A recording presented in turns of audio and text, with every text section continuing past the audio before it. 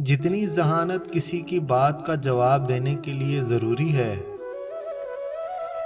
اس سے کہیں زیادہ ذہانت اس کی بات کو سمجھنے کے لیے ضروری ہے۔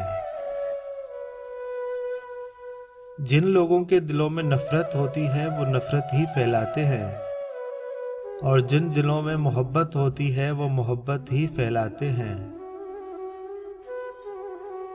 جب کسی محرومی کا دکھ ستانے لگے تو اپنی ان نعمتوں کو گنیے جو اگر چھن گئیں تو جینا مشکل ہو جائے گا۔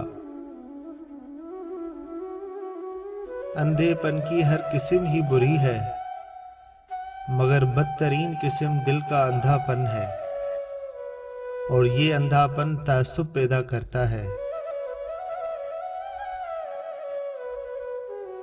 انسان کو دنیا میں اپنی جنت بنانے کے لیے بھیجا گیا ہے، مگر انسان دنیا کو ہی اپنی جنت بنانے میں مگن ہے۔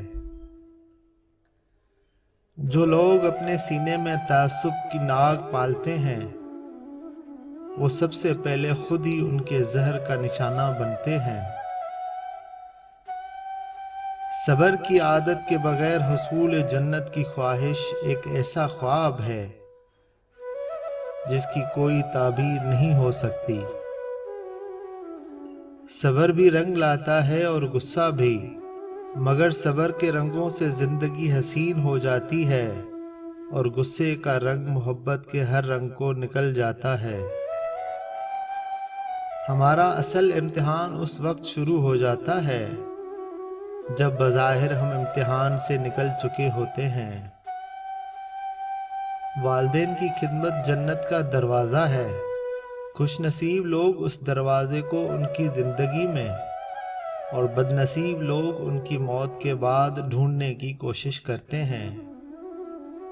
اسلام کے دشمن وہ ہیں جن سے اسلام کی دعوت کو نقصان پہنچے۔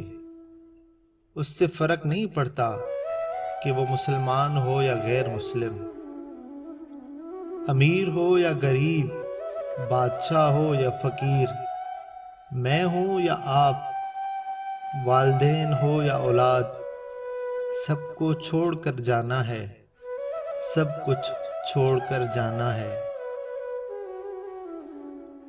جس شخص کی خوبیوں کے اعتراف کا آپ میں حوصلہ نہیں، اس پر تنقید کا کوئی حق آپ کو نہیں مل سکتا۔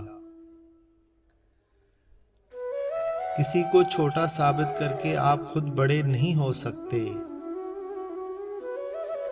خواہش شیطان کا ہتھیار ہے جس سے وہ انسان کو قابو میں کرتا ہے، اور صبر انسان کا ہتھیار ہے جس سے شیطان قابو میں آ جاتا ہے۔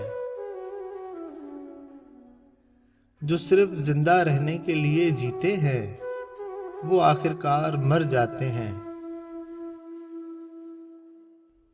ہمارے معاملات ہمارے ہاتھ میں نہیں ہوتے، مگر اطمینان رکھیے کہ جس کے ہاتھ میں ہے وہ بہت کریم ہے۔ بچوں کی ہر خواہش پوری کرنے والے والدین ان کی دنیا کی خاطر اپنی آخرت کی تباہی کا خطرہ مول لیتے ہیں۔ آپ اپنی ناک کو اونچا کرنے کی جتنی کوشش کرتے ہیں، اپنا قد اتنا ہی گھٹاتے چلے جاتے ہیں۔